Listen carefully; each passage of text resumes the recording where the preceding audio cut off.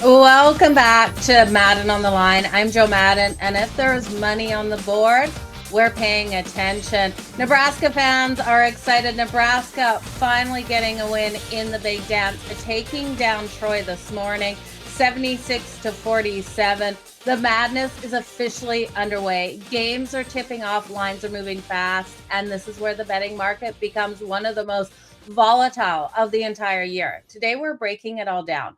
Best bets, upset spots, futures, and where the value is already starting to show up on the board. We're going to look at these live lines and anything that you can jump into as we're doing the show as well. It's nonstop college hoops, but also I'm going to be bringing in my great guest, David Bearman, give us some information out there on what's happening in golf going on. So we got lots to break down here today. First, let's get to those money moves because this is where the market is going, the things that you need to know out there. We're seeing heavy public money coming in on these favorites early in March Madness. Brand name teams are getting bet up and they're pushing these lines higher. What does that mean? How do we react to that? That means there's going to be value on those dogs on the other side of things. Next, conference tournament teams are also getting overvalued out there. The market is reacting, and just as it happens, it's not going to be sustainable for some of these teams to cover those big spreads. So fatigue, people forget to weigh in of teams coming in off big conference games. And finally, totals are getting bet up. Everyone loves to bet the favorites in March Madness. Everyone loves to bet. Lots of baskets out there. Those totals start to inflate, and we do have the ability to come back in on those totals as they do so. So there's a lot of interesting stuff that we're going to go over. There's a lot of betting angles that we can look at as well. You know, those first half unders. This is where teams like Wisconsin, who's in action right now, versus High Point, and this is a tight game at the moment, but teams like Wisconsin that slow down the pace. We also have Virginia on deck shortly here later tonight, 7:35 Eastern versus St. Mary's versus Texas A&M. These are the teams that slow the tempo down. They're disciplined. They play in tight games. So you want to look at first half unders in those. You know, you have neutral courts out there. You have nerves as well. Next, double-digit dogs. Dogs like Hofstra tomorrow. They're grabbing 11.5 versus Bama. If Bama has a bad shooting night, we all know what can happen in a game like that. So you want to look at first half unders. You want to look at double-digit dogs, and then you want to fade big public favorites like Duke. Yes, Duke's laying 28.5 in their matchup. Kentucky laying 3.5 versus Santa Clara as well. Kentucky is a huge public favorite. And then Kansas laying 14.5 versus Cal Baptist. These are the public favorites that everyone's going to be getting in on. They know these names. Remember, the general public coming to bet at this time of year. So definitely a lot of different things to look at. You also want to look at those spots for the look ahead. If UConn and Arizona steamroll here in round one, those betting lines for the second round are going to be inflated on teams like that, and everyone's going to be jumping on them. More public money is going to come in, but the smart money, the sharp money is going to come in on their opponent plus the points. So definitely something that you want to look at out there. This is where bettors can get ahead of the market. So those are all the angles we're going to look at. We're going to bring in my guest today, David Bearman. We're going to talk everything that he's like in here in the madness. David, welcome to the show. Hi, Jo. Congrats on the new show. Happy to join you. I know you and I go way back. We've been on a lot of different shows together. Congrats on the new one. Thank you, David. Super excited to be here now. Bringing you in. We had to bring you in. You're a pioneer in the live betting situations out there. You've brought it into this market. Truly, you are great in the industry. So how did you get into doing the live betting side of things? Well, I was in charge of sports betting content over at ESPN. I was the deputy editor of sports betting for their ESPN Chalk vertical. And at the time, ESPN had the deal with Caesar Sportsbooks, and ESPN were partners. I know now they're with DraftKings after the ESPN bet deal. And the XFL was launching. If you remember, the second version of the XFL was launching in early 2020, and they wanted to be innovative. They wanted to try new things, whereas the NFL and NBA and Major League Baseball and the NHL kind of shied away from odds in the actual broadcast. You can talk about them in the pregame show. You can talk about a halftime.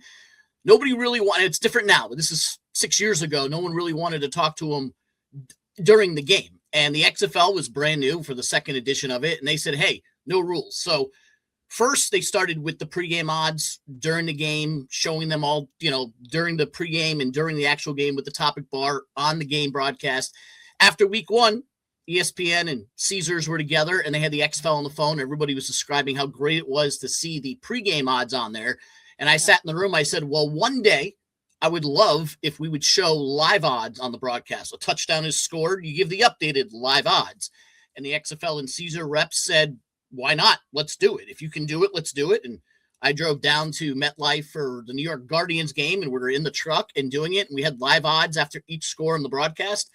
And they did that every single week until, unfortunately, COVID hit and killed the XFL and everything else. But that was the first time that I am aware of that live odds made its debut on a network broadcast. It was on ESPN and ABC. Yeah, what an accomplishment for you, David, to be able to be the pioneer of that out there. But the madness is here. David, we're going to talk about this before we talk about golf. How's your bracket doing already? Because mine already got busted. Ohio State wasn't able to take down TCU. It looked like they were done in the water, made a fight back, but TCU found a way to get it done. Yeah, I was on TCU, and just, I'm a Florida grad. I went to school there. I watched the Florida TCU game. I know it's only one sample size, but TCU did beat Florida earlier this season, so they had a little cred in my book. I liked what they were going to bring to the program today, so I actually had TCU. So I'm 2-0 in my bracket. It's still perfect. Nice. Not gonna win the $1 billion for it, but I had TCU. Got a little nervous there late when I saw they blew the lead, but they got that big basket with 4 seconds left. So we're 2-0, and we need Wisconsin to hang on to this one to keep going. Yeah, there's some great games happening out there at the moment. We do have Louisville up 66 versus South Florida. South Florida is not used to be down this much. No. They're now an 18.5-point dog. You talk about that live market. Is South Florida worth a little bit of in-game betting here, or are they done, David? I would bet them in the in-game live just because they haven't been able to feed their big man, and they're going to need to do that if they want to get back in the game. It's too late for them to win, but I think the live line, I think they'll make it a one, under 10 points is my projection there. So I think they'll make a late run. It's just going to be too late at this point. It's just they didn't do a good job of feeding their big man, especially with Louisville missing one of their top players. I think they missed that opportunity there. I don't know if they thought he was going to play or not. The news was out there. But not a really good showing for a South Florida team that I actually thought would put up a fight today. So hopefully they'll put one up here in the second half. Yeah, absolutely. Yeah, the live betting line, you guys, you can get 18.5 across the board. There's a couple of 19.5 currently popping right now. We got High Point in a tight one with Wisconsin. You need Wisconsin there. I need High Point in that one. Wisconsin now a 9.5-point favorite only. They closed as 11.5-point favorite. And then Duke, where all the public money went today on Duke versus Siena. They're down by 2 points right now. That line's moved from 27.5 to 23.5. How big does Duke win this one by, David?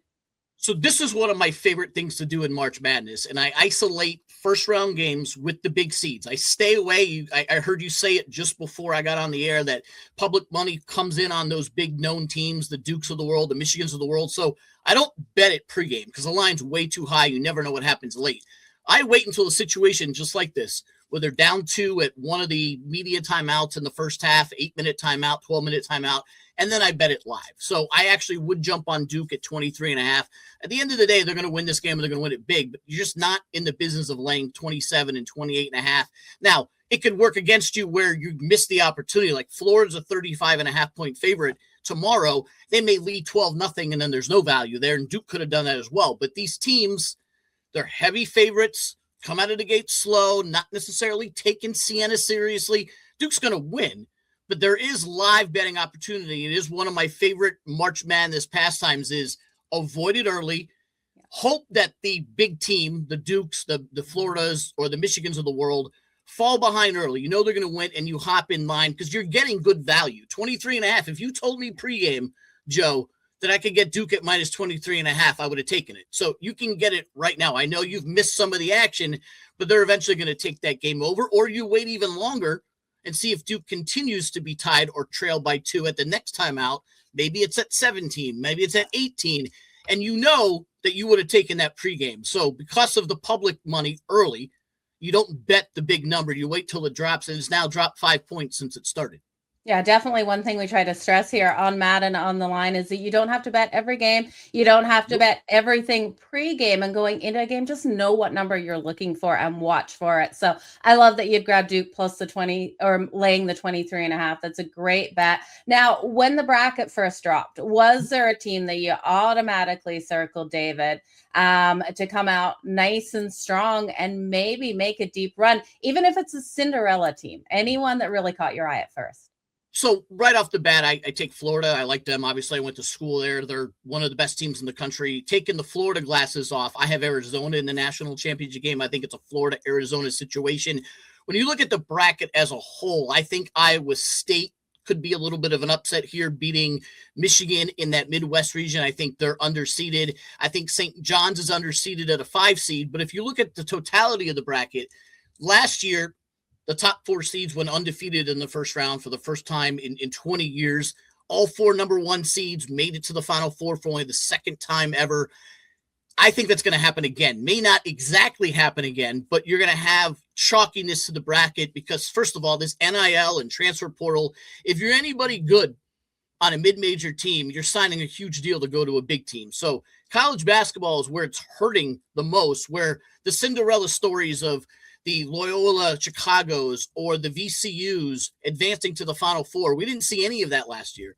And I personally, Joe, don't think you're going to see that this year because not only has the strong gotten stronger and the weak losing their players outside of a Miami of Ohio who has kept all of their players, and you've seen how good they did last night, but even the 1 seeds in the 1 bid conferences, the Navies of the world and the Stephen F. Austins of the world that could potentially upset as a 13-4 or a 12-5, they all lost. There were 7 1 seeds in 1 bid conferences that lost their conference title games, which means those 1 bid conferences, which aren't strong to begin with, are sending teams that aren't that good into it. You saw Troy make it. You're seeing other teams, Tennessee State, teams that aren't that good. Prairie View is a team that was 5 games under 500. 3 weeks ago, they went on a run. They were an 8 seed in a conference tournament, and they're a 35-point underdog. So the weak teams are even weaker this year, and I think you're going to see a lot of chalk. That doesn't mean, Joe, that a 6 seed like Tennessee couldn't make a run or a North Carolina if they get healthy. But at the end of the day, I think your Elite 8 and your Final Four is going to look very similar to last year with 1s, 2s, and 3s in it across the board. Okay, I want to ask you about Miami, Ohio in a second. They take on Tennessee on Friday. First, I want to ask you about the NIL. Do you think it is ruining college sports out here? I think it has made the haves and the have-nots have gotten even a larger chasm. I know we talk in baseball about how the rich get richer and there's no salary cap. You're seeing that right now in NCAA basketball because, like I said a second ago, if you were a really good player on a mid-major team, whether it be a Miami of Ohio, or whether it be somebody a Wichita State in the past, you're going to get an offer for a lot of money. This is something that didn't happen in my day and your day, to go play off the bench at Kentucky or go play maybe in the starting 5 at a South Carolina. And those teams are going to get better while the mid-majors are getting worse. There's the fewest mid-major at-larges this year than in the last 10 years. And that's a victim of the fact that the bubble is all about the at-large teams in the power conferences because they can pay to get those players. So the 1 bid conferences or the Mountain West and the Americans of the world, even the Big East only has 2 good teams in this tournament. Now, when the Big East can only produce 2 good teams because they're, for the most part, the Big East are basketball-only schools, so you're not getting people to go there for other reasons, it makes the separation between the good schools and the bad schools even bigger. So I do think the transfer portal NIL are having an impact, and it's impacting basketball more than it's impacting football.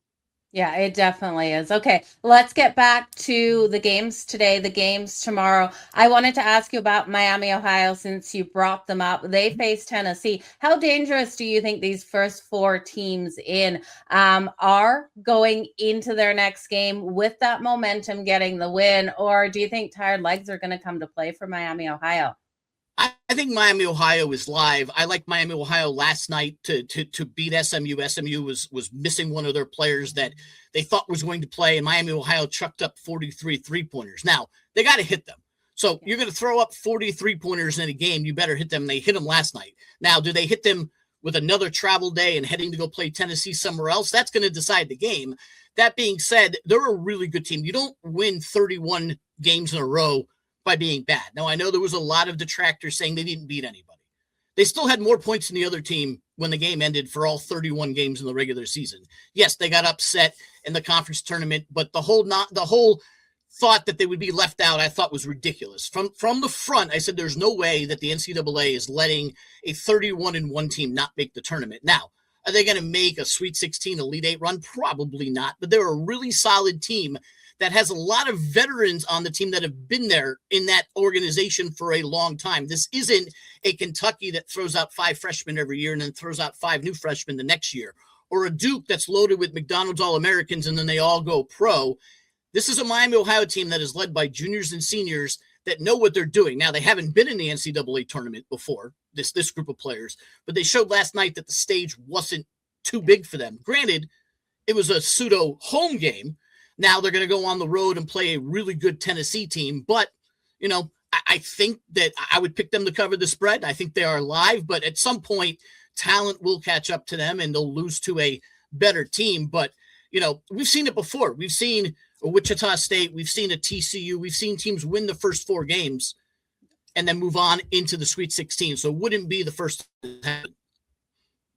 Absolutely. It definitely wouldn't be the first time out there. Well, I hope you guys grab South Florida plus the 18.5 because that number is completely gone now. They're only a 12.5 point dog as the number. It does move. It's a 70 to 56 game. So great call on that one, David.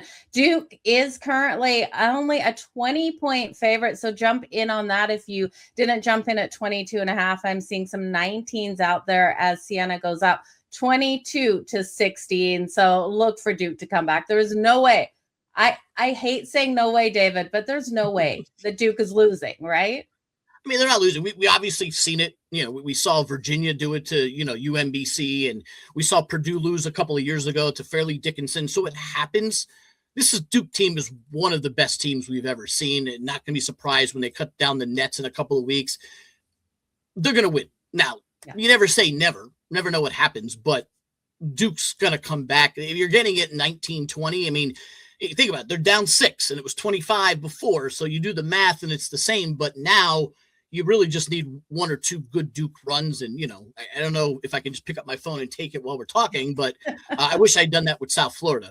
Yeah, absolutely. Yeah, South Florida now only at 11.5 point dog. So it's crazy to see those lines. That's what we talk about here, you guys, looking at those live lines, getting the best of the number, knowing what you want going into these games. And those are definitely numbers you want to jump on. Now, we're going to talk the Valspar Championship. But first, I want to know anything else on the board for today or tomorrow that people should be jumping on in March Madness. If it's still out there, because I know it's about to start, but you can take it live. My favorite play today was McNeese State getting 12.5 versus Vanderbilt. So it's about to start. I don't know if it started yet. That was one of the ones that I gave out in my Betting with Bearman newsletter. It's a newsletter I give out 3 times a week at Bearman Bets. It was my number 1 play, and TCU was one of my other plays. So one came in already. I'm hoping McNeese State can cover the spread. I don't know if they'll win outright, but I do like the 12.5 with McNeese State.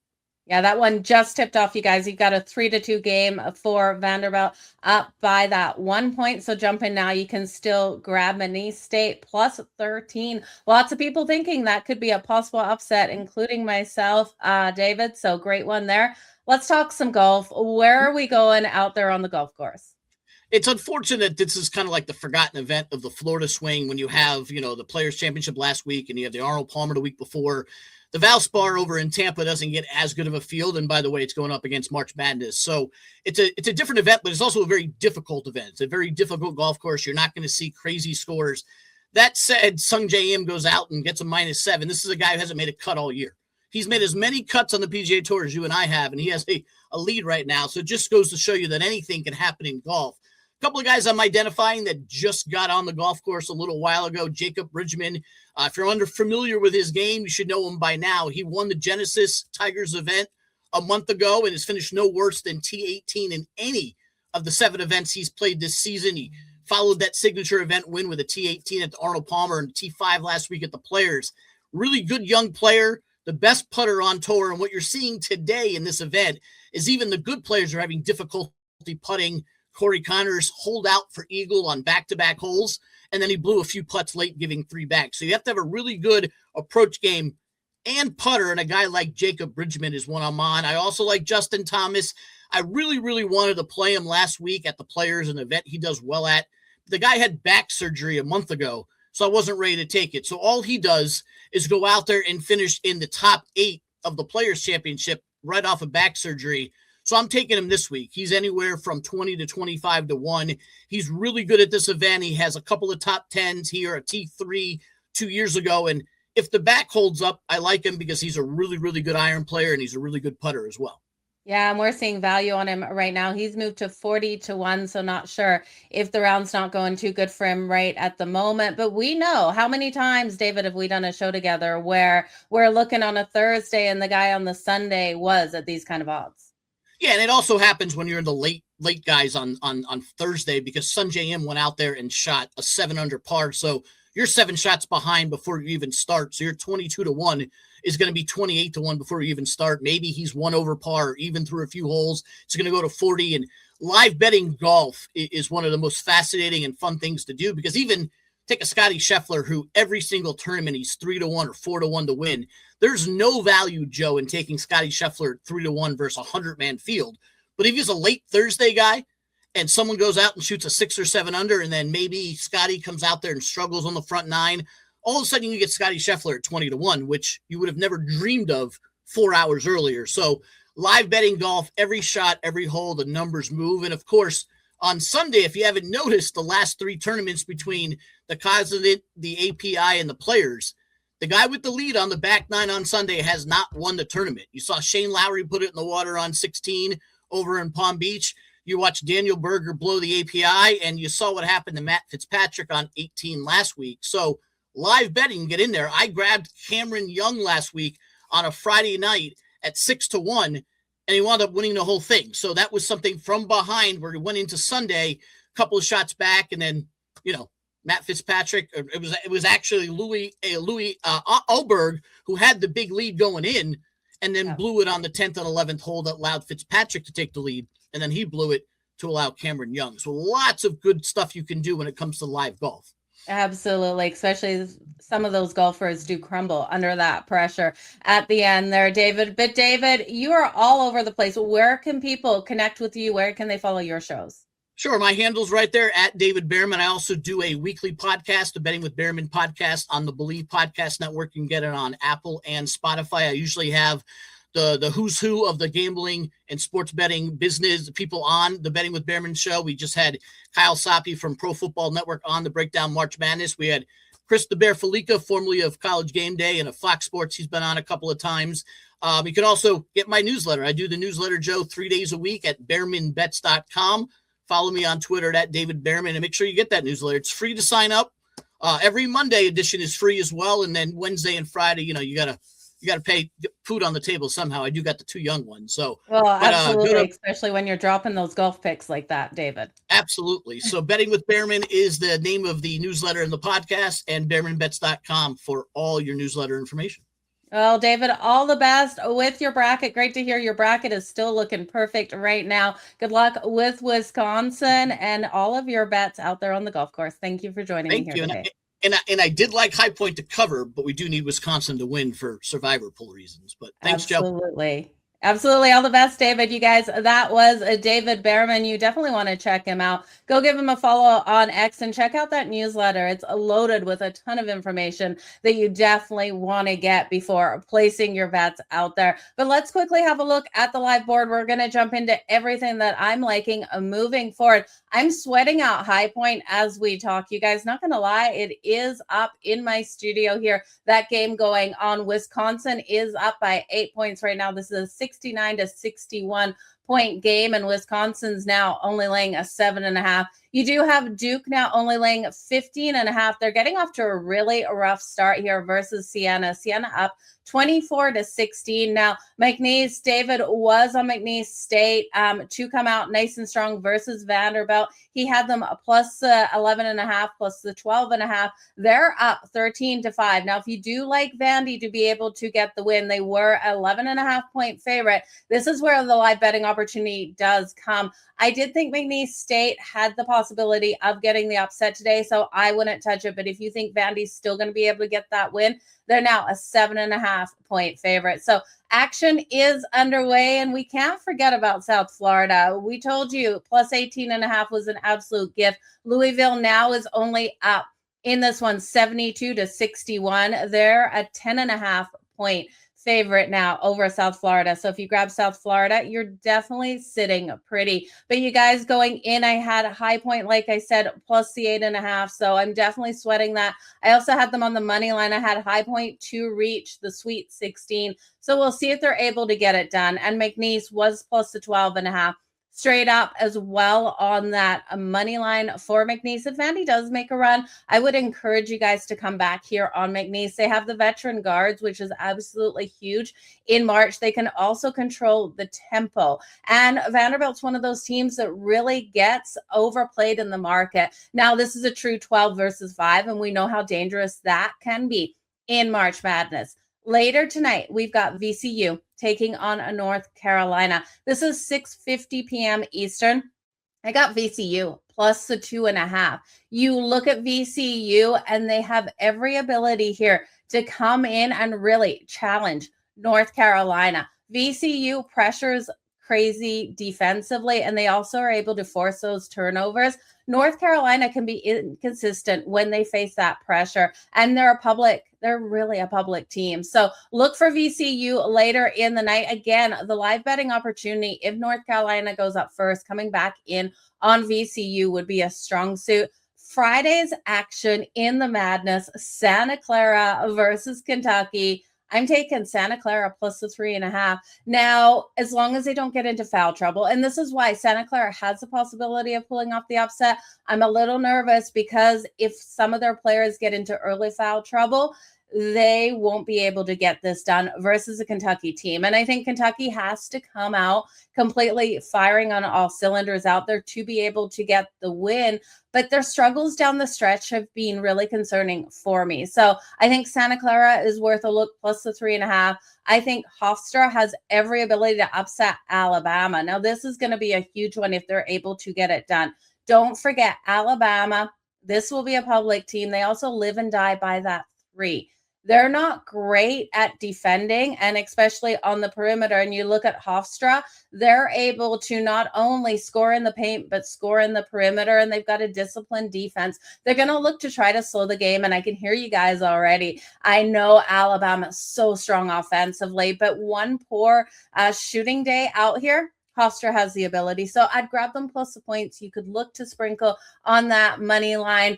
Cruz Davis has to come out completely on fire for Hofstra to be able to get it done. Look for him to have a solid one. And then you've got Akron plus 7.5 taking on Texas Tech. Another 12 versus 5 out there. Another 12 team that has veteran guards and a disciplined defense.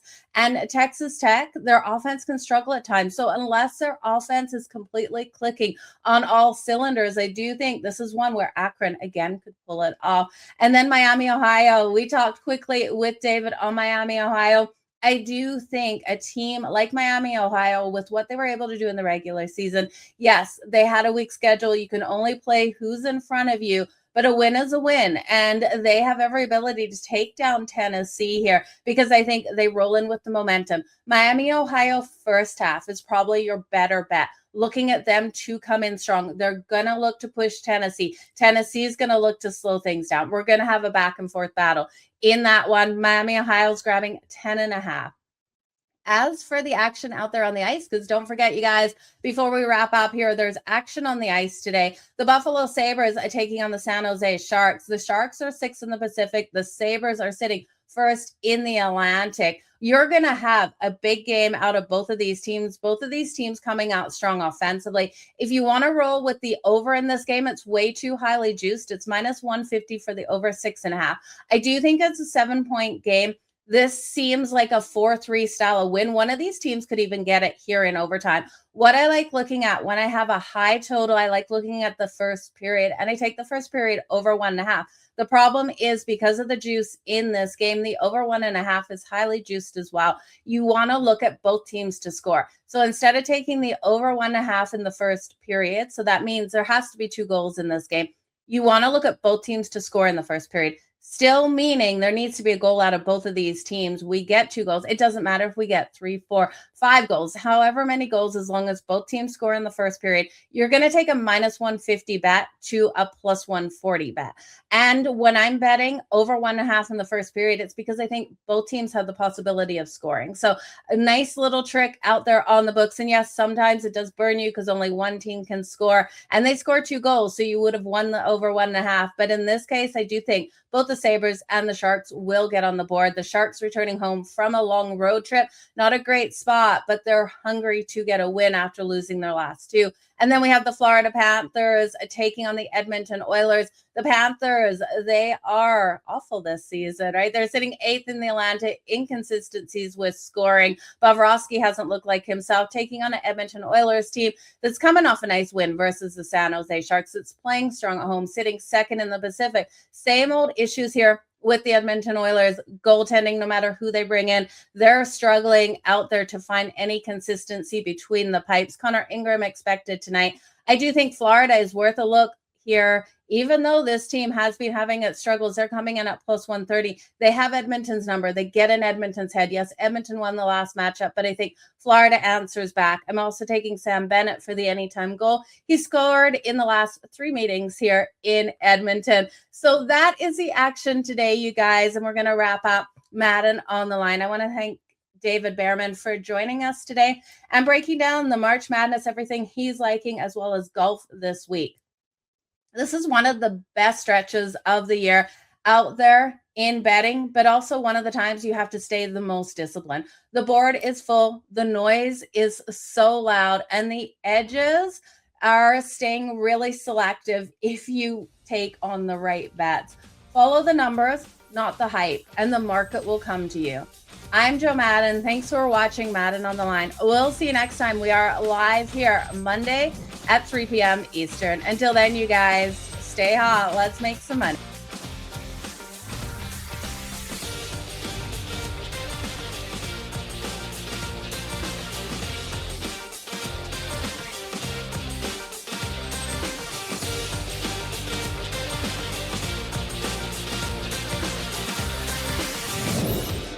Access real-time data and intelligent analytics exactly when you need them. Get the right data at the right time. Learn more at quotemedia.com. There's more happening behind the headlines, and you deserve the full story. At Biz Talk Today TV, we break down investing, government moves, entertainment business, and even sports gambling, all in one place. Real conversations, smart insights, content that helps you think smarter and stay ahead. Thousands are tuning in. Don't miss what's next. Subscribe now to Biz Talk Today TV on YouTube and join the conversation shaping the future.